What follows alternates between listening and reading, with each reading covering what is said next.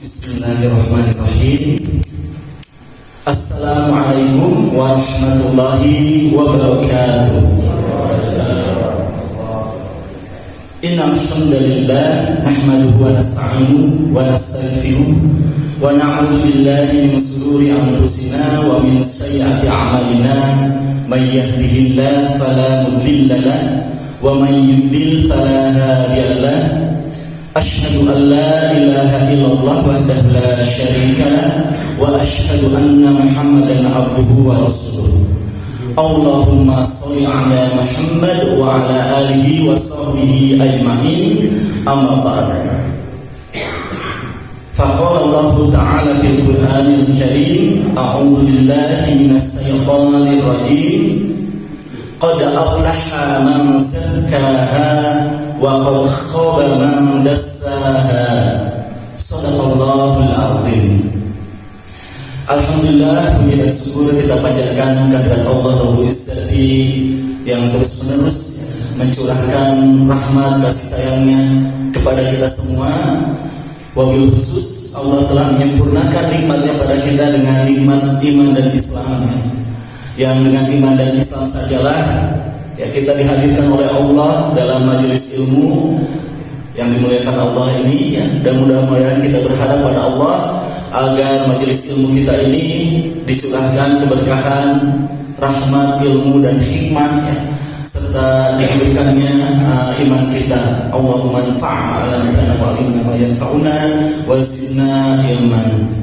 Salawat dan salam semoga senantiasa tercurah berlimpah pada uswah kita Nabiullah Muhammad Rasulullah sallallahu alaihi wasallam, kepada keluarganya, sahabatnya dan pengikutnya yang setia hingga akhir zaman. Ya, yang saya hormati ya semuanya ya, Ketua DKM Bapak Ahmad juga dan pengurus ya, serta juga para muslimin semuanya, para asatidz ya, para sepuh, baik bapak-bapak maupun ibu-ibu yang dirahmati oleh Allah Subhanahu wa taala. Pada kesempatan ini saya mohon izin ya untuk sama-sama kita merenungkan bagian yang penting ya dalam kehidupan kita ya. Kita akan membahas seperti tadi yang disampaikan oleh Pak Ahmad ya, berkaitan bagaimana ini langkah awal ya. Nah, ini seri dari Tazkiyatun Nafs ya. Nanti mungkin ini sebagai mukadimah ya, sebagai mukadimah agar kita memahami, karena kadang-kadang saya sakit enggak ya gitu ya. Itu pun kita sadari gitu ya. Itu sebetulnya kita tuh sedang sakit atau tidak gitu ya. Perasaan baik-baik saja gitu ya. Rohani kita perasaan enggak ada yang salah dengan rohani kita gitu. Enggak ada yang salah dengan kaum kita gitu ya. Nah, oleh karena itu nanti kita lihat terlebih dahulu ya pada mukadimah ini kita akan mengenal mana sih kolbu yang sakit itu seperti apa. Nah, berarti kalau ada kolbu yang sakit, ada kolbu yang sehat tentunya ya. Nah, kita akan melihat ini ya. Nah, sebelum ke sana, jadi kan tazkiyatun nafs itu Pak. Tazkiyah itu membersihkan nafs itu jiwa gitu ya. Nah, tadi dasarnya dari mana? Dari surah Asy-Syams. Qad aflaha man zakkaha ya. Nah, beruntunglah orang yang mensucikan jiwanya. Wa qad khaba man dassaha, dan rugilah orang yang mengotorinya. Nah, jadi tazkiyatun nafs ini kalau kita lihat begini prosesnya gitu ya. Nah, pertama ada tatahur Pak. Jadi kalau kita ingin air yang bersih ya, ini ada gelas nih Pak. Nah, ada air kopinya, ada air kopinya. Supaya air bersih, ya, air itu bersih, kan pertama jangan langsung dimasukin airnya ya. Tapi dibuang dulu kan kopinya, gitu ya. Bersihkan dulu gelasnya. Nah, upaya kita untuk hadir kepada Allah, karena ini kan adalah jalan tazkiyatun nafs itu agar kita datang pada Allah, atallaha biqalbin salim. Nah, kita ingin hadir di hadapan Allah, baik di dunia ini maupun nanti di akhirat. Kalau berjumpa dengan Allah, kita datang kepada Allah dengan hati yang bersih. Nah, untuk membersihkannya, jadi kita awali dulu dengan tatahur. Nah, bersihkan dulu kopinya, buang, bersihkan kacanya sampai supaya mengkilap ya. kaca gelasnya kalau ada karat-karat, nah itu qaut namanya, jujaza. Si kacanya itu, nah yang menutupi, ya ini gelas ini, nah itu dibersihkan, bersihkan gitu ya sampai bersih. Nah ini dari apa? Nah dari karat sirik, karat ria, ya karat ujub, karat dengki, bakhil, tamak. Nah ini yang nanti kita sama-sama teliti gitu ya. Nah, sama-sama teliti gimana sih gejala-gejalanya. Ini stadium 1 sisi ria itu gimana stadiumnya, stadium 2 itu seperti apa. Nah kita kan suka mempelajari tadi jantung ya dan lain-lain, tadi Pak Ahmad sudah menjelaskan gitu ya. Nah kita kadang-kadang lupa. Nah ini ada penyakit-penyakit yang lebih berbahaya. Hati-hati. Rasulullah SAW mengajarkan kepada kita doa ya, suatu doa, Allahumma la taj'al musibatana fi dinina. Ya Allah, janganlah sampai musibah yang menimpa diriku adalah musibah dalam perkara agamaku gitu, dalam perkara dinku gitu. Jadi sebetulnya pandemi COVID-19, penyakit jantung, ya penyakit hepat, penyakit lain-lain itu tidak ada apa-apanya dengan bahayanya penyakit hati dalam rohani kita gitu ya. Nah oleh karena itu nanti kita pelajari bagaimana sih gitu ya ria itu sombong nanti. Nah ini upaya ini nanti setelah itu baru kita dapat mentahakuk gitu. Nah upaya tazkiyatun nafs itu diawali dari tatahur, lalu setelah jiwa itu bersih, gelasnya bening, nah kita perlu cahaya-cahaya, pancaran cahaya. Nah cahaya ini namanya tahakuk. Diisilah ia dengan tauhid, ikhlas, sabar, syukur, sidik, ya, iman, mahabbah, cinta, syauq, rindu gitu ya. Nah setelah itu baru tahqul, berakhlak. Nah ini buahnya. Keindahan seorang muslim itu ada pada akhlak, al-akhlakul karimah. Rasulullah diutus untuk liutamima makarimah al-akhlak ya, untuk kemuliaan akhlak. Nah, itu diawali Pak, ibu-ibu yang dirahmati oleh Allah Subhanahu wa taala, kita memahami dulu hakikat ya diri kita gitu ya, hakikat manusia gitu ya. Karena gini, ya karena di dalam surat At-Tin ya Allah Subhanahu wa taala berfirman, ya, laqad khalaqnal insana fi ahsani taqwim. Ya. Sesungguhnya kami telah menciptakan manusia dalam bentuk dan rupa sebaik-baiknya. Tsumma radadnahu asfala safilin. Tapi kemudian akan kami kembalikan pada tempat yang serendah-rendahnya. Ini paradok kan ya, Pak ya? Goyang paradok. Allah menciptakan dalam bentuk yang sebaik-baiknya, tapi dikembalikan pada tempat yang serendah-rendahnya. Nah, mengapa demikian? Nah sama nih ya, saya pakai Kopea ya misalnya. Kopea ini saya pakai penghapus whiteboard gitu ya. Nah di whiteboard ada tulisan misalnya. Saya pakai Kopea ini Pak, Bu. Bisa nggak saya menghapus pakai Kopea ini? Bisa kan ya, jadi bersih ya. Tapi di saat yang sama, saat itu saya sedang menjatuhkan fitrah atau nilai kebernilaian dari Kopea yang sesungguhnya, esensi dari Kopea itu. Karena Kopea punya fitrah ya Pak ya, Bu ya. Fitrah itu bukan hanya artinya suci ya, tapi adalah irodatul khalqi, kehendak si pembuat, kehendak pencipta. Kehendak pencipta, kehendak pembuat Kopea ini memang dibuat untuk menjadi penutup kepala. Ya. Kalau dia dibuat untuk menghapus whiteboard ya kan pakai tisu aja ya, atau pakai penghapus lapat atau penghapus aja kan murah. Nah ini Kopea ya yang dia lebih mahal yang dipakai yang salah. Nah oleh karena itu ayat tadi mengingatkan kepada kita pun harus mengingat pada diri kita. Irodatul khalqi atau fitrah kita itu apa gitu. Jangan sampai kita salah menilai fitrah kita, meletakkan kebernilaian diri kita salah gitu. Nah kita pulangkan kembali kepada Allah. Nah apa fitrah kita gitu? Kira-kira apa bapak-bapak, ibu-ibu? Bagian yang paling berharga dari diri kita kira-kira apa? Yang memiliki kebernilaian. gitu ya, dari diri kita. Jangan sampai nanti kita salah gitu ya, mengelola diri kita karena kita mengira misalnya jantung yang menjadi kebernilaian kita atau hal-hal yang bersifat materi. Nah, oleh karena itu kita lihat dulu ya dalam surat Shad ini ya, dalam surat Shad Allah Subhanahu wa taala berfirman, "Il qala rabbuka lil malaikati inni khaliqum basyaram min tin." Gitu Pak ya. Jadi manusia itu ada basyarnya Pak, itu makhluk biologis. Ingatlah Rabb kalian tak kalah berfirman kepada malaikat, sesungguhnya aku menciptakan manusia. Nah, ini casingnya kan Pak ya. Kita dibuat nih casingnya. Tok gitu ya, mata, telinga, hidung ini dengan sempurna Pak. Sudah Allah jadikan sempurna. Fa'ida sawaitu. Nah, lalu aku sempurnakan. Ya, Allah sudah menyempurnakan bentuk kita dengan sebaik-baiknya bentuk Pak. Ya. Kita lihat ya rupa kita ya, keseimbangannya halus itu hidung ya, mata ya, dan bulu halus kita Pak ya. Nah, ini bulu halus kita indah kan gitu. Dan untung kecepatan tumbuhnya itu tidak sama kan dengan rambut ya Pak. Coba kalau halis kita ini cepat tumbuhnya sama dengan seperti rambut gitu. Sulit gitu ya, kita harus cukur halis gitu ya. Atau bulu hidung kita cepatnya sama dengan rambut gitu ya.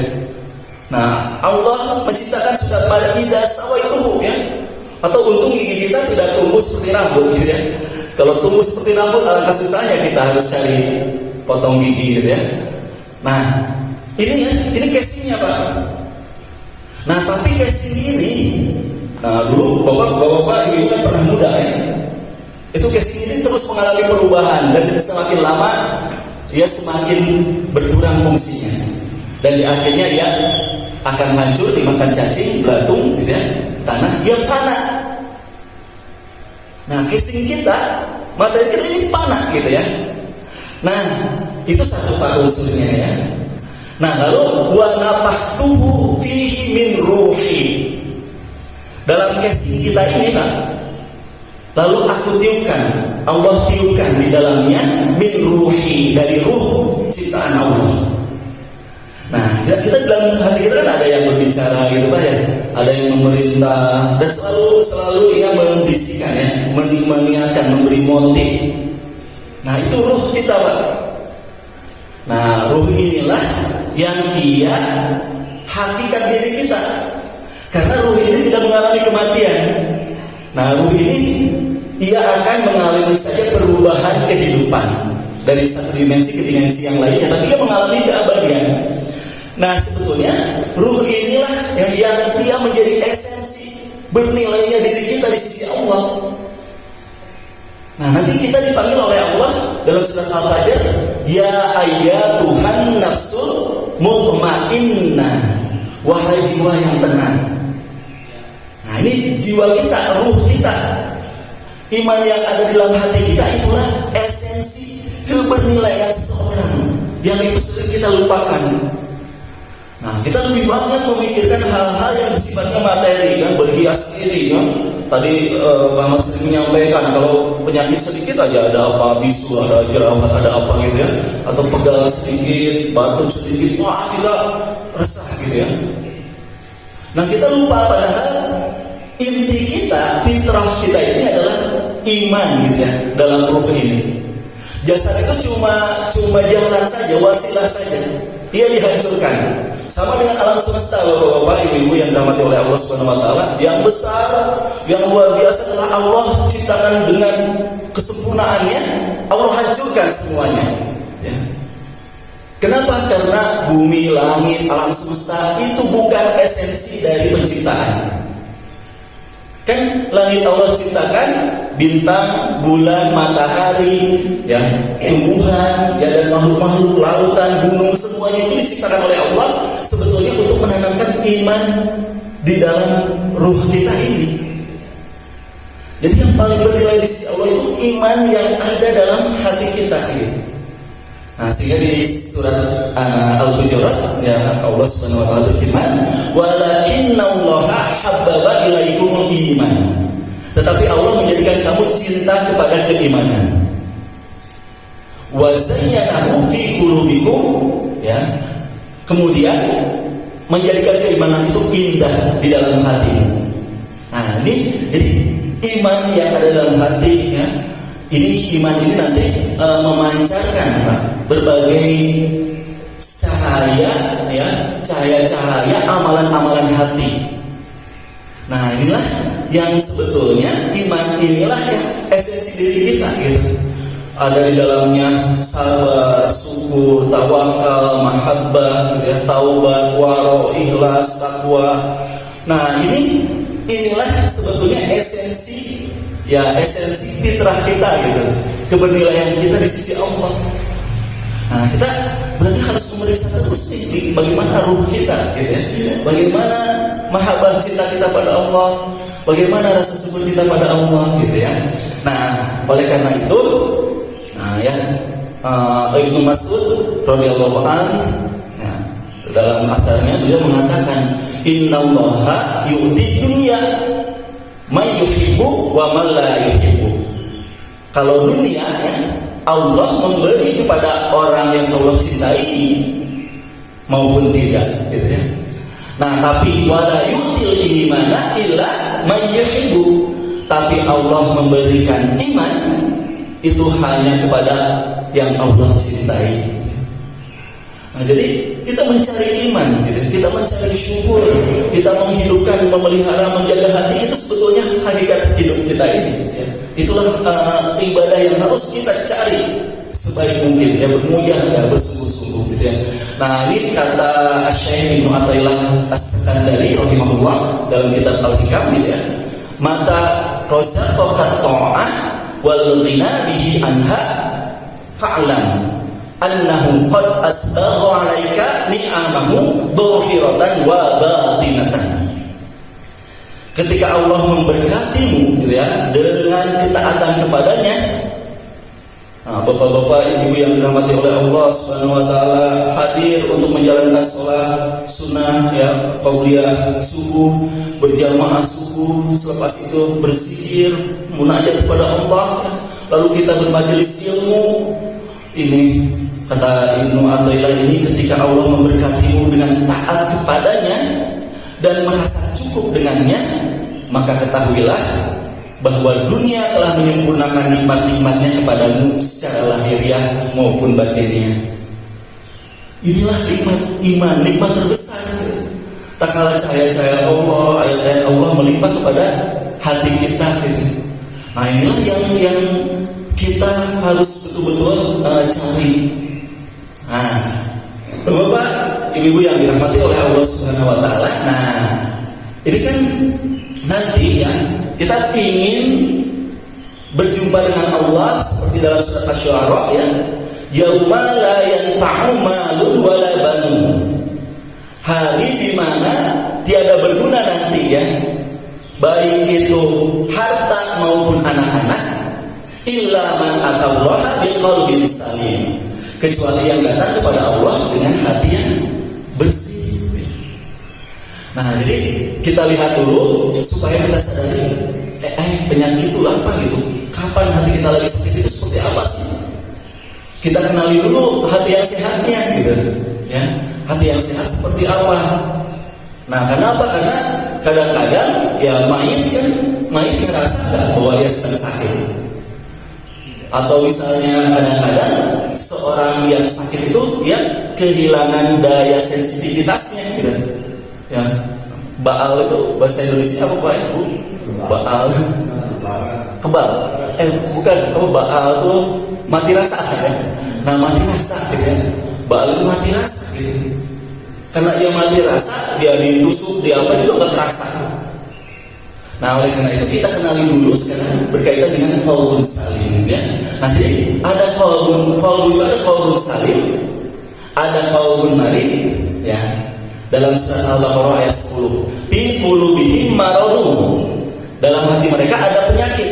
Fazadahumullahu maradun. Ya, lalu ditambah Allah penyakitnya. Nah, ini yang akan kita bahas, penyakit-penyakit ini nih, amrod. Tapi ini perlu pelan-pelan. Nanti kita bahas per penyakit gitu ya. Nah, sekarang kita mau kolimahnya kenali dulu. Ya, kenali diagnosa dulu. Kita tuh ada apa? Kalau kita merasa ada penyakit enggak? Saya enggak ada penyakit. itulah penyakit gitu ya. Itu penyakit pertama yang harus kita bersihkan adalah merasa tidak ada penyakit gitu. Merasa saya baik-baik saja gitu. Nah ini penyakit yang harus pertama kita taubati ya. Nah oleh karena itu kita lihat ada qalbun salim, qalbun mati ya. Nah ada qalbun mayit, mati ini kan sudah ya. Fabima naqdihim mitsaqahum la'annahum wa ja'alna qulubahum qasiyah. Ya. Nah tetapi karena mereka melanggar janjinya, maka kami laknat mereka dan kami jadikan hati mereka keras membatu gitu ya. Nah kita lihat dulu ada qalbun salim ya. Nah qalbun salim itu seperti gelas tadi kan. Sudah jadi gelas itu kacanya itu seperti qalbu kita ya. Nah di dalamnya ada ruh. Nah ada ruh. Nanti di surat An-Nur ya. Saya sedikit gambarkan supaya ya. Di surat An-Nur ayat 35. Jadi diri kita itu ya nurullah ya, nurullahi kami suruh nurulillahi ya, kami sujud gitu ya. Kami miskan. Nanti kita lihat di ayatnya ya. Jadi Allah cahaya, Allahu nurus samawati wal ardh. Cahaya langit dan bumi gitu ya. Nah, perumpamaan cahayanya seperti sebuah lubang di dalamnya pelita ada di dalamnya ada misbah gitu ya. Nah, ada misbah. Nah, itu ada miskat, ada misbah. Miskat itu tubuh kita, jasad kita gitu ya. Di dalam jasad kita itu ada sebuah lubang pelita ya. Nah, di dalamnya ada misbah, di dalamnya ada kaca dijajah. Nah, ini kacanya. Nah, ini ada cahaya ruh Al-Qudus gitu ya. Cahaya iman di dalam hati kita yang ia ditutupi oleh qalbu tadi. Nah, qalbu ini disebut qalbun salim tak kala ia bersifat. Kalau tadi kayak kami ibaratkan gelas itu kan ada ya gelas yang suka ada noda-nodanya, ada kotoran-kotorannya gitu ya. Ada karat-karatnya. Nah, qalbu yang bersih itu karat-karatnya dibersihkan sampai bening agar apa memancarkan ruh iman yang ada di dalam qalbu kita. Nah qalbu salim itu dia akhirnya apa? Dia selalu ingin bersama Allah. Nah itu sensitivitas qalbu namanya ba'ithuddin. Jadi kehendak kita berbuat kebaikannya kuat. Kan sama juga nafsu ya, namanya an-nafsul mutmainnah. Jadi apa? Dia selalu ingin bersama Allah, ingin zikir. Ini juga sama udah tidak kuat nih. Kenapa? Udah tidak kuat ingin berzikir, sudah tidak kuat ingin sholat. Udah saya ingin sedekah terus gitu ya. Itu juga nafsu. Itu namanya nafsu mutmainnah. Qalbun salim itu hatinya ia selalu ingin bersama Allah gitu. Sehingga ia merasakan sensitivitas qalbunya gitu. Nah ini ada ulama ya, salah satunya ulama namanya Ibrahim bin Adham. Ibrahim bin Adham ini dia kehilangan sensitivitas qalbunya, tiba-tiba dia merasa hamba gitu ya. Dia berdoa pada Allah, merasa tidak diijabah. Pokoknya dia kehilangan sensitivitas hatinya. Sholat, misalnya ibadah hamba, dia berpikir kenapa ya? Sampai Allah mengilhamkannya melalui tadi ada malaikat gitu ya. Ternyata dia pernah membeli kurma. Nah membeli kurma saat itu ya, lalu ditimbang, dibungkus ya, kurma itu disimpan. Ada kurma satu butir ya. Ibrahim bin Adham mengambil kurma itu, diambil, dikiranya yang jatuh dari apa yang dia sudah beli gitu. Nah ternyata kurma itu bukan dari yang ia sudah beli gitu. Itu membuat dia kehilangan sensitivitas ba'ithuddinnya. Sholatnya berat gitu ya, rukunya ya tidak merasakan kelezatan. Nah seorang yang qalbun salim itu sensitivitas hatinya ingin selalu bersama Allah. Nah kita kalau merasa kan kadang-kadang suatu saat kita pasang bekel gitu Pak ya, ingin bangun setengah 3 misalnya ya, pasang karena khawatirnya kan pasang cadangan kan ya Pak. 02.30 pasang cadangan 02.40 gitu ya. Khawatir masih kurang, kita pasang lagi 02.43 tuh sudah kita pasang beker ini. Nah pas kita bangun ya, ting gitu ya, kita matikan. Ada masih yang kedua gitu ya, ada cadangan nih. Begitu yang kedua bunyi, matikan lagi sampai semuanya bablas ya. Kita bangun tapi tidak ada panggilan itu gitu. Kehilangan namanya baituddin, motivasi berdiri gitu. Hilang saja. Tapi suatu saat kita tidak pasang guider, tidak pasang apa, bangun di sepertiga malam ya, padahal sedang hujan, sedang dingin, kita sedang tidur dalam selimut ya, kita buka selimut kita dengan mudahnya, kita menuju tempat wudu, mengambil air wudu, lalu kita sholat, berzikir, menangis, bermunajat pada Allah. Itulah sensitivitas kalbu, namanya baituddin. Hatinya mudah dan khawatir selalu. Dan kan kalau air yang bening, kalau kemasukan silet ya, beling, itu kan kelihatan ya. Apalagi jangankan itu ya, debu pun kelihatan. Nah ini qalbun salim ya, jadi dia lebih kikir. Nah disebutkan ini dari Ibnu Qayyim Az-Jauziyah tentang qalbun salim ini, dia lebih kikir dalam soal waktu. Jika ia terbuang percuma daripada orang yang paling kikir dalam urusan harta. Jadi dia betul-betul seperti ia terhadap uangnya gitu ya. Time is money gitu ya. Kalau ini time itu untuk ibadah, untuk keimanan. Dia jadi kikir terhadap waktunya pada hal-hal yang tidak berguna, tidak berfaedah. Tak kala kalau kita sedang sehat, kita merasa rugi kalau misalnya kita melakukan sesuatu yang tidak bersama Allah dan tidak berkaitan dalam ibadah kepada Allah. Nah itu kemudian yang tak kala itu kita sedang mengalami sehatnya hati, gitu ya. Dan juga dia selalu memperhatikan hatinya. Ya. Nah jadi perhatian terhadap pelurusan amal lebih besar daripada perhatiannya terhadap amal itu sendiri. Jadi kan tidak terlalu sibuk dengan amalnya yang besar, tapi dia sibuk kepada bagaimana hatinya, keikhlasannya, rasa cintanya pada Allah gitu. Nah itu qalbu yang sehat Pak, yang salim gitu ya. Nah inilah qalbu yang datang pada Allah dengan selamat gitu ya, dengan rasa cinta, dengan kerinduan ya. Karena memang dia sudah berbahagia bersama Allah. Di dunia ini dia dalam sholatnya merasakan kebahagiaan, dalam zikirnya, dalam sedekahnya gitu ya, dalam majelis ilmunya. Itu ada kelezatan-kelezatan ya. Ada surga, jadi surga sudah dia rasakan kebersamaan dirinya bersama Allah di dunia ini. Nah ini qalbun salim. Dan itulah hakikat hidup ini gitu. Untuk hati kita bersama, senantiasa bersama Allah. Nah, ia akan resah sedikit saja keluar dari kebersamaannya bersama Allah, hatinya akan gundah gitu ya, sedih gitu ya. Nah, baru kita ke qalbun marid. Nah, kalau qalbun salim itu seperti air dan gelasnya yang bersih. Nah, kalau qalbun marid ini ya berkarat, kotor gitu ya. Kalau qalbun marid jelas lah ya, itu hitam, pekat, airnya juga air kopi. Jangankan kemasukan debu ya, silet, kater, beling, apapun gitu ya, udah tidak terasa.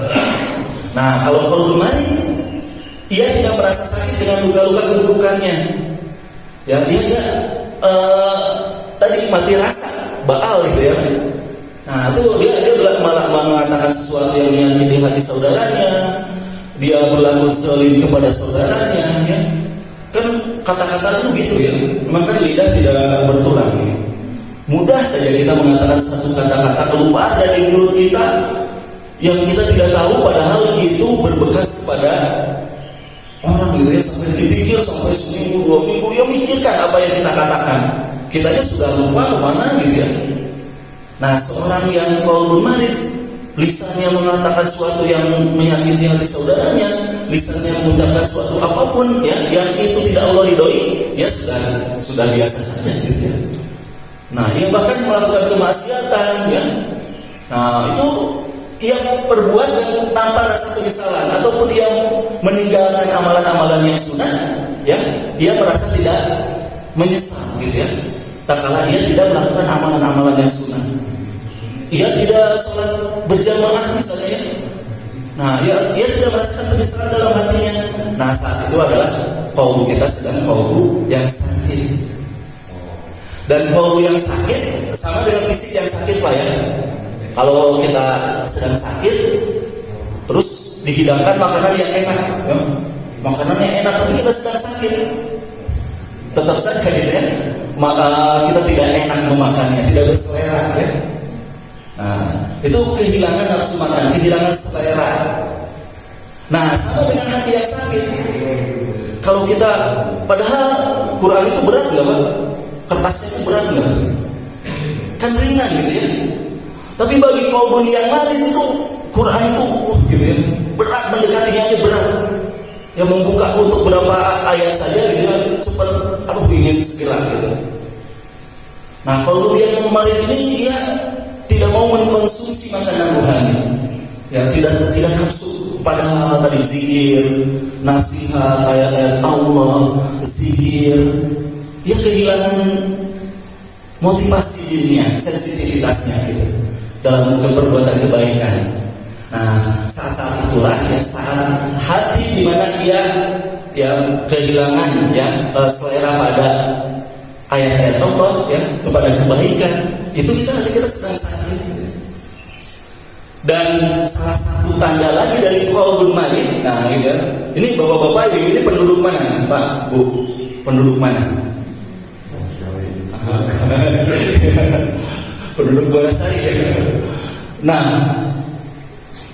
kita harus ingat ya, salah satu hati yang sakit itu kita merasa menjadi penduduk bumi. Kita merasa penduduk Wonosari ya. Padahal kita tinggal di Wonosari ini, di bumi ini berapa lama Pak Bu? Emang bakal lama ya? Selama-lamanya 63 tahun misalnya, 70 tahun misalnya, 80 tahun. Tapi kita itu kan sementara, padahal kita akan tinggal di akhirat. Berapa lama, berapa tahun kita tinggal di akhirat Bapak-bapak Ibu? Abadan-abadan kan ya selama-lamanya. Berapa tahun tuh selama-lamanya? Kalau 1 dikasih 0, ada 0-nya berapa tuh abadan-abadan itu? Ya, 1 0 ada 0-nya sampai 1 kilo misalnya. Itu pun tidak menggambarkan lamanya kita tinggal di sana. Seorang kalbunya yang sakit, dia lupa bahwa dia sebetulnya penduduk akhirat. Ya, dia sedang mengembara ya, dan dia harus menjadi seorang yang berbekal ya di kehidupan dunianya ini. Nah, kalbunya yang sakit itu lupa gitu ya. Nah, ini kalbu yang sakit ya Bapak Ibu ya. Nah, jadi kalbu yang sakit itu nanti menyebabkan hilangnya kepekaan rohani kita. Ya, noktahkan balrona ya, penyakit itu spiron ya. Nah, jadi ini satu bait dari tulisan Ibnu Athaillah kembali ya, dalam Al-Hikam. Ya, beliau mengatakan gini Pak Bu ya. Kaifa yashrubu qalbun suwadul aqwani muntawi'atun bi mir'atihi ya. Yang muntawi'atun bi mir'atihi. Bagaimana mungkin hati akan bersinar sedangkan bayang-bayang dunia masih melekat di cerminnya. Lalu dikatakan am kaifa yarhanu ila Allah wa huwa mukabbalun bi syahawatihi. Bagaimana mungkin berjalan menuju Allah sedangkan dia masih terbelenggu oleh syahwatnya ya. Am kaifa yatma'u an yadkhula hadarat Allah wa huwa lam yatatahhar min jadabati ghafalatihi. Bagaimana dia mungkin bertamu ke hadirat Allah sedangkan dia belum bersuci dari kejunuban kotoran kelalaiannya ya. Nah, disebutkan lagi an kaifa yaju an yafhama daqaiqal asrar wa huwa lam yatub min hafawatihi. Bagaimana mungkin dia berharap memahami rahasia-rahasia ya, yang Allah limpahkan, hikmah-hikmah yang Allah limpahkan, sedang dia belum bertaubat dari kekeliruannya. Nah, jadi ini kita awali dengan bagaimana kita bertaubat gitu ya. Jadi taubat itu bukan hanya tak kala kita bermaksiat saja gitu ya. Tapi sebetulnya taubat itu adalah perasaan yang harus hadir dalam diri kita semua Bapak Ibu ya. Nah, jangan sampai kita merasa kita tidak harus taubat. Saya tidak minum minuman keras gitu ya. Saya tidak berbuat maksiat. Saya menjaga mata gitu. Nah, kita lupa padahal ya Allah memerintahkan kepada kita semua, ya ayyuhalladzina amanu tubu ilallah taubatan nasuha. Nah, hai orang-orang yang beriman, bertaubatlah kepada Allah. Tandanya apa? Taubat itu nanti diawali dengan kesadaran, oh saya itu ternyata punya penyakit. Oh ternyata keimanan saya itu lemah. oh ternyata Baisuddin ya, motivasi kita, sensitivitas rohani kita itu tidak kuat, kurang kuat kepada Allah gitu ya. Nah itu mulailah dengan taubat nasuha. Taubat nasuha itu kata Ibnu Katsir itu taubat yang tulus ya. Nah kita lihat ya. Nah jadi taubat itu apa? Taubat itu kembali ya. Nah jadi tak kala ia disebut kembali itu waktu ia menjauh dari Allah, keluar dari poros kedekatan bersama Allah, dia kembali gitu ya dari dosanya gitu ya. Nah taubat itu kembali kepada Allah dengan melepaskan hati dari belenggu yang membuatnya terus-menerus melakukan dosa. Nah salah satu taubat itu taubat terhadap penyakit-penyakit kita gitu ya. Nah kalau kita lihat taubat itu diawali dengan mengetahui dosa apa penyakit yang ada dalam hati kita. Nah ini nanti kita bahas ya berkaitan dengan penyakit-penyakit ini Pak ya. Ini satu persatu akan kita lihat bagaimana nifaq ya, ria, sum'ah ya, takabur, wahan, hasad, toma ya, al-ghurur ya. Nah ini semua ya ron-ron ya, nokta-nokta. Kenapa sih saya kehilangan kelezatan beribadah kepada Allah? Kenapa sih saya kehilangan misalnya tadi ya motivasi dalam kita beribadah kepada Allah? Nah salah satunya adalah karena penyakit-penyakit yang dia menutupi zuzazah tadi ya, cermin hati kita. Nah oleh karena itu nanti kita lihat nifaq itu seperti apa, dan hati-hati ya. Memang mungkin kita secara lisan ya, secara hati tidak merasa kita melakukan sebuah perbuatan nifaq. Tidak ada nifaq, saya sudah nifaq di dalam hati kita. Tapi nanti akan kita lihat ada gejala-gejala yang walau ia mengaku tidak nifaq, karena penyakit itu ya itu akan terlihat pada diagnosa ya dari yang orang yang nifaq. Salah satunya nanti di dalam surat Al-Ma'un ya. Orang yang nifaq itu ya salah satunya akan lahir dari bagaimana dia dalam sholatnya ya, yang sahun, yang lalai ya, dan yuroun, yang riya maksudnya. Dan nifaq juga itu nanti akan muncul juga dalam gejala-gejala kesehariannya bersama masyarakat ya. Ia tidak mau al-ma'un, saling tolong menolong, jadi dia tidak peduli, tidak hilang kepedulian pada tetangganya, kesulitan kepada sekitarnya ya. Ia kehilangan perasaan sayangnya, kasih sayangnya gitu ya kepada sekitarnya. Nah nanti kita lihat nifaq itu ada gejala-gejalanya. Ria, sum'ah, ini penyakit yang Rasulullah SAW buat sangat sulit mendeteksinya. Kata Rasulullah SAW, ini saya akan menyampaikan ininya aja dulu ya secara general. Ini ada penyakit-penyakit yang nanti kita akan gali gitu ya. Nah, karena apa nanti? Inilah yang menyebabkan jauhnya kita dari Allah. Inilah yang menyebabkan qalbu kita nanti tidak dekat kepada Allah dengan qalbun yang salim gitu ya. Nah ada takabur ya, ada wahan ya, hubub dunia wa karahatul maut ya, cinta pada dunia dan takutnya ia pada kematian. Ada hasad, toma, al-ghurur, tertipu. Nah ini penyakit-penyakit hati yang insyaallah ya kita taubat ya kepada Allah dari ini semua gitu ya. Nah di akhir maka kita lihat ya bagaimana Rasulullah SAW ya, para anbiya mengajarkan kepada kita untuk selalu bertaubat kepada Allah ya. Bagaimana Nabi Adam alaihissalam ya, Rabbana zalamna anfusana wa illam taghfir lana wa tarhamna lanakunanna minal khasirin gitu ya. Ya Allah, kami telah menzalimi diri kami sendiri ya Allah. Jika Engkau tidak mengampuni kami dan memberi rahmat kepada kami, niscaya kami termasuk orang-orang yang rugi ya.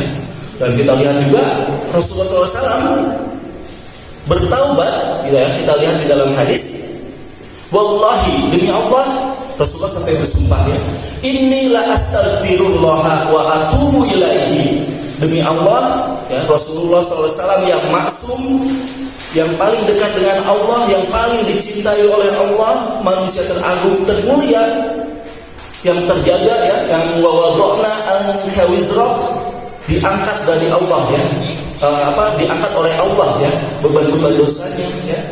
Rasulullah SAW bertaubat ya dalam sehari aktsara min sab'ina marrah. Nah, itu lebih dari 70 kali Pak. Nah, oleh karena itu apalagi kita ya, Mari yang mudah-mudahan ya dalam kajian-kajian ini kita bersihkan cara-cara hati kita yang merupakan rangkaian dari ikhtiar kita dalam melakukan tazkiyatun nafs gitu ya. Nah mungkin kita baiknya sedikit-sedikit ya ini sebagai mukadimah yang mudah-mudahan ini menjadi jalan kita menyadari agar kita menemukan ya kembali dari diri kita, kefitrahan diri kita yang menjaga qalbu ya yang itulah qalbu inilah ya yang sekali lagi yauma la yanfa'u malun wala banun illa man atallaha biqalbin salim ya. Dan demikian yang ingin saya sampaikan ya, sengaja mungkin untuk awal ini kita banyak lebih untuk berdiskusi ya, untuk tanya jawab yang mudah-mudahan nanti dengan diskusinya akan lebih memperjelas ya, dari mukadimah kita di hari ini. Itu saja mungkin bapak-bapak, ibu-ibu yang dirahmati oleh Allah Subhanahu wa taala. Untuk selanjutnya mungkin silakan Pak, Ibu ya, mungkin ada hal yang berkaitan dengan boleh itu tambahan atau pertanyaan agar ini lebih jelas ya. Silakan saya serahkan pada forum. Ya, mangga. Teman-teman, bantu kami like, subscribe, dan share. Terima kasih. Mengenai penyakit hati Ustaz, kadang-kadang ada korelasinya ya, ada korelasinya dengan sifat manusia tersebut yang akhir-akhir ini sering muncul dan kelihatan di permukaan. Nah kalau saya ibaratkan sifat manusia itu seperti tukang sate, ada tukang tusuk, ada tukang bakar, ada tukang kipas, ada tukang makan, ada tukang mengamati. Tukang tusuk kalau bicara itu orang lain sakit. Tukang bakar memanas-manasi. Tukang tukang kipas provokator. Tukang makan nggak peduli halal atau haram. Ini kecenderungan saat ini, Pak. Dan ada juga tukang mengamati dan lebih cenderung ke suudon. Ada tetangga yang punya rumah yang bagus, ada yang mobilnya misalnya banyak, karena pernah jadi PNS pasti hasil dari korupsi. Kan mungkin kalau gaji berapa lah gaji PNS. Jadi itu penyakit. Nah, ini kaitan dengan riwayat pada zaman Rasulullah. Rasulullah mengatakan ada beberapa sahabat yang akan dijamin masuk surga. Ada di antara sahabat yang bertanya, ya Rasulullah, ada seorang ibu dan ibu itu ahli ibadah, sholatnya nggak pernah lewat, sholat malamnya juga rajin, puasanya juga begitu.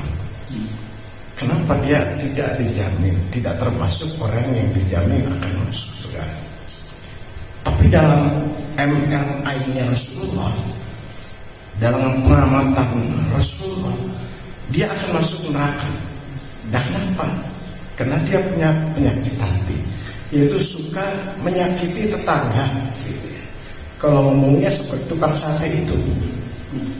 Nah, barangkali Pak Ustadz bisa memberikan terapi obat yang jitu gitu ya, supaya kita ini tidak punya penyakit hati yang tapi kita punya yang qalbin salim itu seperti Pak Ustadz tadi terangkan. Ini terapinya atau obatnya itu yang jitu apa sih? Karena pada umumnya sifat itu ada pada diri manusia. Makasih Pak. Assalamualaikum warahmatullahi wabarakatuh. Nah, kita langsung saja ya supaya fokus pada pertanyaan ini. Nanti kita ke pertanyaan berikutnya ya. Syukron wa jazakallahu khairan katsiran ya Kang Azhar ya, yang sudah memberikan pencerahan kepada kita dari melalui pertanyaan yang tadi insyaallah ya itu mengibaratkan seperti tukang sate gitu ya, banyak penyakit tadi gitu ya.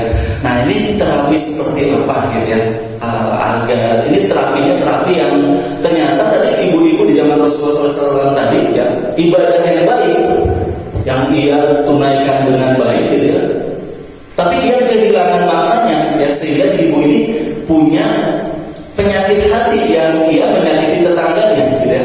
Padahal sudah jelas kan ya, muslim itu yang ia selamatkan ya tetangganya ya dari kezaliman dirinya gitu ya, dalam hadisnya. Nah muslim itu mansalimah ya, yang siapa yang dia selamat dari kejahatan, nah ya dirinya, tetangganya gitu ya. Nah jadi diri kita itu kan ada dua tadi ya. Nah ini ruh kita ini sebetulnya ruh itu allati robaniyah. Pada prinsipnya dia pancaran dari Allah, tiupan dari Allah, hembusan dari Allah. Nah ruh ini ia punya pekerjaan berbeda-beda. Kadang ruh ini ia merupakan cahaya dari Allah ya. Nah kadang ruh ini ia mengimani, merasakan, memahami, itu yang disebutkan dengan qaul gitu ya. Kadang ruh ini juga dia bekerja ya, kalau tadi yang ia waktu sholat, waktu sujud lalu ia menangis, nah itu qaul. Tapi barangnya sama ya, barangnya sama. Ini alat robaniyah ruh kita. Sebelum nanti ke tadi bagaimana menterapi gitu ya, kita kenali dulu ya. Ini ruh nih, kan suka ada yang ngomongnya. Nah kadang-kadang si ruh ini ngajak bersih gitu ya. Tiba-tiba saja bersujud itu merasakan kehadiran Allah, keagungan Allah, kebesaran Allah. Tiba-tiba kita menitikkan air mata. Nah itu ruh yang qalbu pekerjaannya. Nah suatu saat tapi dia melihat ya, penciptaan Allah yang ini pasti ada yang menciptakannya nih. Ya dari semua yang ada pasti ada yang mengadakannya. Dia melihat langit, langit ini besar, apalagi yang menciptakannya. Wah ini serba teratur, maha agung. Nah itu pekerjaan akal. Akal itu membedakan yang benar dan salah. Tapi barangnya sama, alat robaniyah. Nah tapi di dalamnya juga ada hawa. Nah ini kaitan dengan tadi penyebab penyakit ya, karena kita lihat dulu. Karena setiap penyakit itu punya karakteristiknya. Kita harus lihat dulu dari mana. Termasuk tadi zolim, ya ria, sum'ah, dari yang suka musuh, itu penyakitnya dari mana? Kita lihat dulu artinya. Nah, ini juga gitu kan tadi ya. Bila malam kita akan mengambil wudhu, tiba-tiba ada yang di dalamnya kan, ayo tidur gitu. Tenang aja, malam masih panjang gitu. Malam masih panjang, masih ada waktu gitu. Ada rebahan lagi sebentar, jangan. Nah itu nafsu kita gitu ya. Ada nafsu hawa. Wah, udah tidur aja, besok kita akan beraktivitas itu lebih segar kalau kita tidur dulu gitu sampai subuh gitu ya. Tenang saja, nah itu hawa. Tapi itu sama di situ. Nah lagi ada setan kan dalam hati kita, yuwaswisu fi sudurin nas, setan yang kotas tersembunyi. Nah jadi itu namanya alat robaniyah ya. Nah ruh yang sehat, nah ini kan sebetulnya mana yang kuat nih bapak-bapak ibu-ibu, qalbu atau akal? Nah mana yang kuat dalam hati kita, qalbu atau akal? Menang akal, menang qalbu. Kalau di dalam hati ini qalbu nasihat kayak Perdana Menteri kan, semuanya kalah sama qalbu ya. Coba kalau sudah cinta kan qalbu itu kayak cinta nih. Nah, akal kalah nggak sama cinta. Nah, itu kan udah punya cinta mah udah kan ya. Cinta itu tidak sesuai dengan logika ya. Nah itu akal jadi tunduk kepada qalbu. Maka Rasulullah SAW Allah biasa tunduk qalbu. Pada sholat jasa qalbu. Pada pasada jasa qalbu. Allah wahiyal qalbu. Nah jadi ada Allah yang bila dia baik seluruh tubuhnya, apabila dia rusaklah seluruh tubuhnya. Nah tadi kuncinya apa? Pertama, ia sadari hal itu, dan penyakit itu datang dari mana? Ada dari syaitan. Nah nanti kita lihat nifaq ya, itu dari waswasa syaitan ya. Ada dari kezaliman, ada apa dari hawanya gitu. Nah maka sebetulnya penyakit itu ya kan, bagaimana obatnya, bagaimana terapinya, itu adalah dengan tazkiyatun nafs, jadi menghidupkan akalnya. Karena akal itu seperti perdana menteri, kalau itu rajanya. Kalau akal diberikan cahaya-cahaya ilahiyah, ayat-ayat Allah, hadis, mengkonsumsi ya asupan-asupan gizi ya dalam hatinya itu ya. Nah, ia tidak akan menasihati kalbunya. Nah, kita kembali kepada tadi, amalan itu ada 3. Nah, tadi kembali ke pertanyaan, bagaimana amalannya baik ya? Ibu tadi ya, sholatnya baik, dia berjamaah, zakatnya rajin, baca Quran rajin, tapi tidak berbekas kepada kelembutan hatinya. Nah, jadi resepnya pertama dari dia kenali dirinya, kedua dia perbaiki cara ibadahnya. Ya, cara ibadahnya yang apa yang bisa jadi amalan itu ada 3 dalam ilmu tazkiyatun nafs. Kalau kita beramal itu ada 3. Pertama namanya amalan syariah. Ya, amalan Islam. Kan ada Islam, iman, ihsan. Ada amalan syariah itu anta'budah. Nah, ini dalam syarah al-hikam disebutkan, mengatakan amalan itu ada amalan syariah, amalan Islam, kita beribadah. Ada amalan iman, anta'sudah. Waktu kita sholat, kita bersujud, Allahu Akbar. Nah, sujud kita itu adalah amalan Islam, syariah. Tapi harus diikuti oleh amalan iman, yaitu amalan tariqah namanya. Anta'sudah, kepada siapa kau beribadah. Nah, waktu sujud itu siapa yang kita sujudi gitu. Kita sedang bersujud kepada siapa gitu. Nah, yang ketiga amalan ihsan, yaitu amalan hakikat. Anta'budallah ka'annaka tarahu fa illam yakun tarahu fa innahu yaraka. Nah, jadi ibadahnya seolah-olah melihat Allah. Nah, kunci dari kita menghilangkan penyakit-penyakit tadi ya, tapi nanti kita bahas secara lebih detail, yaitu berbagai penyakit yang punya karakteristik tersendiri. Nah, tapi dalam tazkiyatun nafs yang paling utama adalah bagaimana kita menjadikan sarana-sarana tazkiyatun nafs kita itu hidup gitu. Ya, jadi punya makna. Sujud kita itu sujud yang 3 amalan itu hidup di dalamnya gitu. Itu akan melembutkan hati. Yang barang siapa yang hatinya lembut, dia akan berat dalam melakukan suatu kezaliman tadi.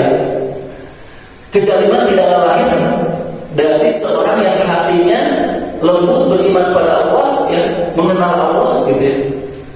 Nah, maka nafs ini harus dibersihkan gitu ya, dengan pengenalan kepada Allah, dengan zikir, ya, dengan amal-amal sholat, ya, dengan amal-amal wajib dan nafilah. Maka kata Rasulullah SAW, ya, amalan wajib itu adalah amalan yang seorang hamba selalu mendekatkan kepada Allah dengan amalan wajib yang dicintainya. Lalu dia melaksanakan ibadah nawafil. Nah, ibadah nawafil itu menghadirkan cahaya kecintaan kepada Allah. Nah, maka apa sih resepnya? Ya, resepnya adalah dengan kita betul-betul menjalankan tazkiyatun nafs, dengan mengolah tadi hawa kita, nafsu kita gitu ya, penyakit yang ada, dan kita mengenal nih, yang mengenal oh ini nafsu saya ini sedang mengajak kepada keburukan gitu ya, dan mengenal mana akal nasihat-nasihat yang ada dalam diri kita, dan perkaya nasihat itu dengan ilmu-ilmu gitu. Nah, maka kita kenali dulu nanti ya, misalnya tadi hasad munculnya dari mana nih, zalim ini munculnya dari mana, ada yang salah terhadap pengenalan kita pada Allah gitu ya. Nah, seperti itu ya. Jadi mungkin nanti dengan praktek-prakteknya ya, tadi lisan kan tak kala kita melakukan amal soleh itu untuk apa? Menghadirkan Allah. Maka tak kala Allah mencintainya, maka Allah akan menjadi sam'ahu, yang menjadi telinganya, yang dengannya yang mendengar. Allah menjadi lisannya, yang dengannya yang berbicara. Nah, itu akan terbimbing, terjaga gitu. Ibadah yang dilakukan dengan baik itu akan otomatis menghilangkan kerak-kerak dosa ya dalam dirinya, kerak-kerak penyakit ya dalam dirinya gitu ya. Nah, itu mungkin ya kan, mudah-mudahan nanti kita akan coba lebih per penyakitnya gitu ya. Wallahu a'lam bishawab. Maka silakan, masih ada mungkin 10. semangat itu. Teman-teman, bantu kami like, subscribe, dan share. Terima kasih. Kenapa Tazkiyatun Nafs ini kayak menjadi bahasan yang agak jarang dibahas gitu ya? Apakah karena memang sulit sebetulnya, itu kan sesuatu yang tidak nampak ya? Lebih ke kita merasakan diri kita punya penyakit apa gitu. Jadi apa penyebabnya gitu? Ini menjadi satu bahasan yang agak langka gitu. Sehingga kita tuh lebih mengenal kamu bermazhab apa, itu lebih ke masalah fikih akhirnya ya, jadi mau ke Hanafi. Apakah sebetulnya para imam juga ada membahas masalah ini gitu ya? Dicatat ya. Apa jadi mungkin kurang populer gitu. Yang pertama. Kemudian yang kedua kan sebetulnya hati ini adalah organ yang paling sibuk ya dan paling mudah kotor gitu kan. Sejauh mana kita boleh menjadikan hal ini apa ya, untuk menilai orang lain gitu. Karena kan sebetulnya kalau kita kenal orang ini orangnya lagi sombong misalnya, mungkin kita jadi bisa antisipasi gitu kan. Atau ada juga kan yang mengatakan kalau apa-apa itu sebenarnya untuk kita gitu, jadi kita tidak berhak untuk menilai orang lain kan. Tapi kalau kita tidak seperti itu, kita jadi tidak waspada gitu. Ternyata teman kita ini mungkin seperti kita pancet, ternyata dia tukang tusuk gitu. Kita tenang-tenang aja bergaul dengan dia. Jadi sejauh mana kita boleh menilai orang lain, apakah ya memang ada wewenang seperti itu. Jadi untuk kehati-hatian ya seperti itu saja mungkin bisa terus. Ya, insyaallah. Ya, subhanallah jazakallahu khairan dari Bu Evi, pertanyaan juga yang sangat penting ya bagi kita semua untuk kita pahami ya. Nah ini memang betul sekali ya, ini abstrak kan ya, sesuatu yang abstrak yang berkaitan dengan rohani kita, tapi perlu diingat inilah yang kan rahasia muttaqin itu kan yu'minuna bil ghaib. Ciri pertama dari muttaqin dalam surat Al-Baqarah kan ya, hudal lil muttaqin alladzina yu'minuna bil ghaib gitu ya. Nah, ini ilmu tazkiyatun nafs atau ilmu hati ini berkaitan dengan bagaimana perangkat basirah kita ya mengimani kepada Allah yang baik. Tapi mudah-mudahan nanti kita ya seiring dengan diskusi tanya jawab mudah-mudahan kita semakin lebih jelas ya. Nah, berbicara tazkiyatun nafs sebetulnya adalah menilai diri ya. Tazkiyatun nafs itu bukan untuk menilai orang lain gitu ya. Karena apa? Karena hati kok ria misalnya. Bisa gak seseorang mendeteksi orang lain ria? Misalnya ada yang pasang status ya, alhamdulillah ya di sepertiga malam ya bersama Rob yang Maha Agung gitu ya, berzikir bersimpuh gitu ya, pasang status gitu. Itu ria gak? Bisa gak kita seperti ria? Tidak bisa. Ria itu bukan perbuatan zahir. Ria bukan perbuatan zahir. Siapa yang bisa menilai, bisa membelah hati manusia? Oh ini dia ria. Ya, dia sedekah disebutkan tidak hamba Allah gitu ya. Kadang-kadang ada yang bilang ini, saya menulis hamba Allah ya. Tapi sebetulnya dia ingin, tuh saya enggak ria. Dia ingin menunjukkan tidak dia mengatakan saya menulis hamba Allah ya. Hati-hati, ria itu perbuatan hati yang sangat tersembunyi. Ada yang gini, ya biasa sholat duha, rajin sholat duha. Pas di kantor, dia tidak sholat duha. Nah, kenapa dia tidak tunaikan sholat duha? Takut disebut ria. Takut disebut ria, jadi di kantornya dia tidak sholat duha di kantornya. Padahal itulah juga ria, gitu. Karena takul amal li ghairillah. Dan kalau kita meninggalkan suatu amal karena bukan selain Allah, itu juga ria. Maka dia tidak bisa dinilai, amalan-amalan penyakit ini tidak bisa dinilai dari tadi penampakannya. Siapa tahu dia menampilkan itu memang itu lahir dari hatinya, dan dia menampilkan itu untuk menyadarkan saudaranya yang lain gitu. Tidak ada sama sekali terbersih dalam hatinya untuk dipuji gitu. Nah, oleh karena itu yang penting dalam tazkiyatun nafs ini itu adalah justru kita mengenali diri kita gitu. Nah, kadang-kadang kan menyebut tadi takabur, sombong atau apa, itu sibukkan pada diri kita. Nah, walaupun itu ada, kan satu mukmin, gitu ya. Seorang mukmin yang akan dia diberikan basirah, karena ruh itu akan menyambung dengan ruh kan.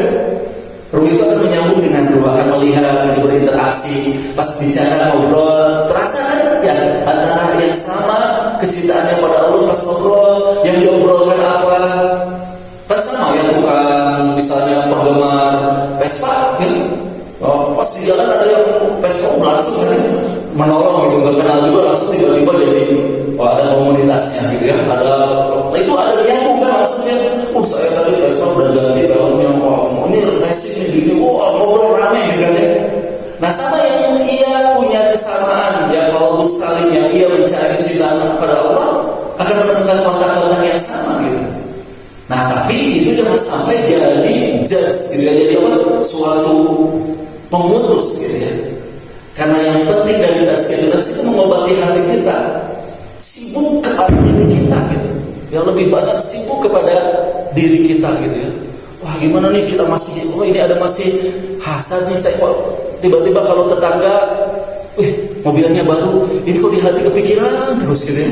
Kenapa jadi ke bawah-bawah? Wah ini berarti saya gitu ya. Wah kalau misalnya pokoknya tadi ya banyak hal yang tiba-tiba muncul ya.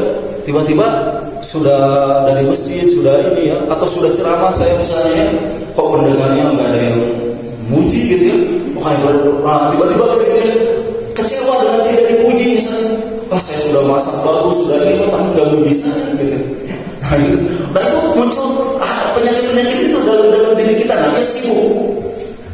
Makanya orang yang memperhatikan dirinya akan kenal penyakitnya.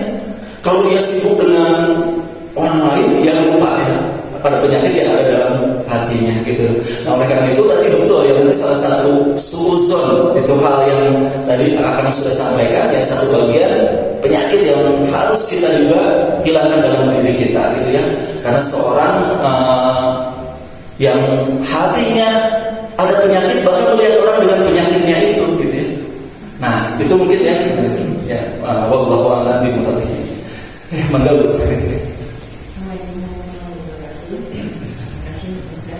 Ini mengenai Ini agak tidak ya. Ini masalah penyakit. Ada penyakit fisik, ada penyakit hati. Nah, saya pernah membaca suatu buku. Seorang itu terkena stroke, sampai dia meninggal. Di dalam buku itu dikatakan ada pembicaraan jin muslim dan jin non muslim. Nah, ketika itu saya baca sampai akhir, kalau diperiksa dalam hal medis itu memang dinyatakan stroke.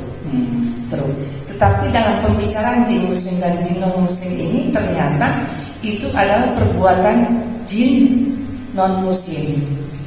Dia bersemayam, ada suatu benda di dalam tubuhnya sehingga tangannya itu tidak bisa diangkat. Sampailah terbawa sampai seorang itu meninggal. Nah, di pembicaraan mereka itu bukan sakit medis katanya. Aku yang berbuat seperti itu untuk sampai dia terbawa sampai meninggal. Yang ingin saya tanyakan, di dalam medis itu tidak memang dinyatakan itu adalah penyakit medis, tapi kenyataan pembicaraan seorang jin muslim dan non muslim itu adalah perbuatan mereka gitu. Bagaimana Pak Ustaz? Ya, terima kasih Jazakallahu khairan ya atas pertanyaannya ya tentang tadi penyakit ya. Nah, penyakit kita tidak terlepas dari dua penyakit ya, yang sifatnya jasad ya dan yang sifatnya ruhania gitu ya. Dan jasad juga ternyata ada penyakit yang medis dan non medis. Nah, percaya kalau Bapak kira-kira dengan penyakit non medis? Ya, harus percaya ya. Kenapa kita diajarkan muawwidatain? Apa tuh muawwidatain? Dua surat muawwidatain. Surat apa aja? Surat Al-Falaq dan surat An-Nas. Nah, muawwidatain itu adalah surat yang dibaca ketika kita meninggal dunia. Jadi kita diajarkan muawwidatain. Apa tuh muawwidatain? Dua surat muawwidatain. Surat apa aja? Surat Al-Falaq dan surat An-Nas. Disebut mu'awidatain karena dia adalah dua alat pelindungan. Dua alat pelindungan yang disebutkan dalam hadis takalatun surat ini, ya, maka surat ini digunakan oleh Rasulullah SAW gitu ya, untuk ruqyah gitu ya. Nah, mu'awidatain ini ada al-falaq, ada anas. Apa bedanya? Al-falaq, ya, Qul a'udzu birabbil falaq min syarri ma khalaq wa min syarri ghasiqin idza waqab wa min syarri nafatsati fil 'uqad. Ini dengan kaitan penyakit-penyakit fisik ya yang didatangkan oleh salah satunya nafatsati fil 'uqad, tukang sihir. Obatnya kita minta pada Allah cuma satu, Qul a'udzu birabbil falaq. Rabbil falaq saja cukup.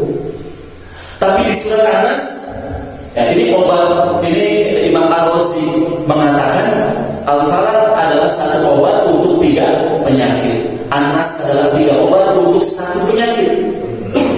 Di Anas kita sebut Allah, Rabbinas, Malikinas, Ilahinas. Kelihatannya apa?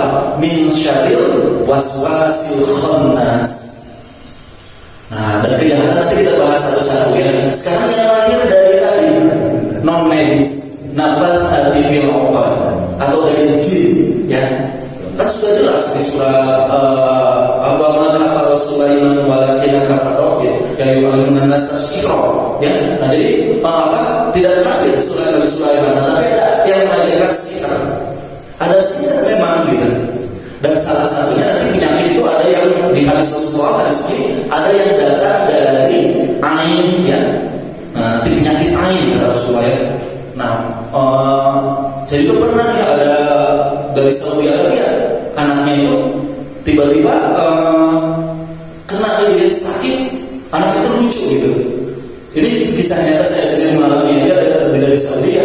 Nah, lalu dia entah bagaimana ya, katanya sering banyak yang memuji anaknya itu, dia pasang di Facebook gitu. Nah, tanpa mengatakan Masya Allah, yang memuji apa, nanti tiba-tiba sakit yang dokter itu secara medis sudah tidak, gitu ya. Nah, telah diperiksa itu ada penyakit salah satunya ain dari pandangan orang yang memuji tapi tidak mengatakan Masya Allah atau orang yang hasan. Nah, itu ada cara pengobatannya non medis tadi ya, ruqyahnya berbeda dengan ruqyah lainnya gitu. Nah, kita harus yakin ya itu ada dari ruqyah gitu ya. Rasulullah SAW mengajarkan dalam Al-Fatihah ya, jelas di dalam tafsir Al-Fatihah sering dibahas berkaitan dengan bagaimana sahabat meruqyah yang itu terkena dengan oleh kala gitu. Nah, itu yang non medis ya. Apakah dia bisa? Tapi itu buat pendekatan harus dilakukan. Baik medis dan non medis, dan biasanya sekarang dokter juga sudah paham gitu. Ini tidak ada apa-apa dokter, coba. Nah, itu dengan tadi pendekatan ruqyah dengan tadi syariah ya, dengan Qur'anic healing. Kebetulan saya juga mengajar berkaitan dengan Qur'anic healing ini, pengobatan melalui ayat-ayat Al-Qur'an gitu ya. Nah, tapi ada yang lebih berbahaya tuh. Nah, itu yang fisiknya ya. Jadi itu sebetulnya mudah, menghilangkan itu mudah. Makanya yang lebih berbahaya itu setan atau nafsu kita sebetulnya. Mana Pak yang lebih berbahaya dalam diri kita? Setan yang khannas atau nafsu kita sendiri? Sebetulnya nafsu gitu ya. Karena setan itu dia lemah, cuma memberikan was-was dan itu pun wilayahnya sudur. Nanti hati itu ada sudur itu bagian luarnya, ya, bagian dalamnya lagi qalb, bagian dalamnya lagi fuad, bagian dalamnya lagi itu lub atau alba, lub gitu. Setan itu jadi sudur. Di dalam hadis, setan itu punya belalai yang dia menyimpan belalainya dalam kalbu kita. Dan dia seperti virus, khannas, sembunyi-sembunyi. Nah, kalau kita lupa Allah, dia membesar. Kita ingat Allah, dia kecil lagi. Nah, setan itu cuma gitu, lemah gitu. Nah, itu setan dari bangsa jin. Coba setan dari bangsa manusia, Pak. Coba kalau kita ngajak gibah di WhatsApp itu, ini mah saya mau ambil gibah itu. Kita pun nggak boleh gibah, nggak boleh gibah. Itu ya si ibu itu nih, tapi dia rahasianya dua ini. Ya sadar ya. Kalau kita bacakan ayat-ayat kita bilang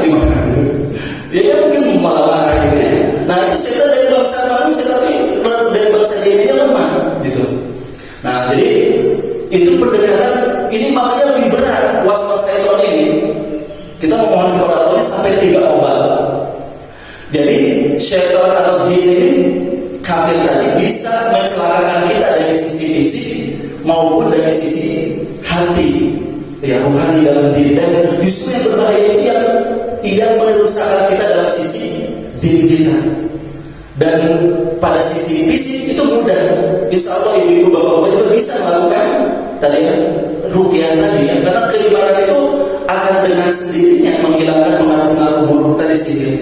Tak kala dia membaca Al-Quran, tak kala dia ibadah sholat, itu akan hilang sendiri gitu. Nah, karena dia bisa datang pada tak kala iman yang sedangkan dia situ ayat pus, tak kala dia turun gitu ya. Nah, wallahu a'lam bishawab. Karena waktunya sudah ya itu saja mungkin yang bisa saya sampaikan. Mudah-mudahan Allah Subhanahu wa taala menjadikan pertemuan kita ini adalah pertemuan yang diberkahi ya. Dan ilmu yang kita sama-sama pelajari adalah ilmu yang bermanfaat, yang semakin mencerahkan hati kita, yang menghidupkan keimanan kita ya, dan kita dapat mengamalkan ini dalam kehidupan kita ya. Hamdan syakirin, hamdan na'imin, hamdan yu'afi ni'amahu wa yukafi mazidah. Rabbana lakal hamd kama yanbaghi li jalali wajhika wa 'azimi sultanik. Ya Allah ya Rahman ya Rahim. Allahumma anta rabbi la ilaha illa anta khalaqtani wa ana 'abduka 'ala ahdika wa wa'dika mastata'tu. A'udzu bika min syarri ma sana'tu. Abu laka bi nikmatika 'alayya wa abu laka bi dhanbi.